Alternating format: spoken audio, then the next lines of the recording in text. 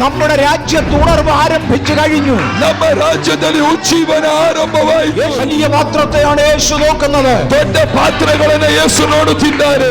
5000 പേർ സ്നാനപ്പെടുമെന്ന് വിശ്വസിക്കുന്ന വലിയ പാത്രം. 5000 ಜನಗಳು ದೀಕ್ಷಾ ಸ್ನಾನ ಹೊಂದುವರು ಎಂದು ಹೇಳುವಂತ ದೊಡ್ಡ ಪಾತ್ರೆ. നിന്റെ വലം കൈയിലൊന്ന് പിടിക്കാൻ പോവാ.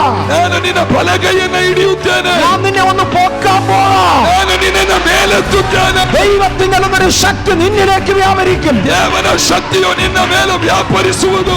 യേശുവിന്റെ നാമത്തിൽ ദേശത്തോട് ഞാൻ പ്രവചനാത്മാവിൽ പറയട്ടെ, അകത്തു വരിക.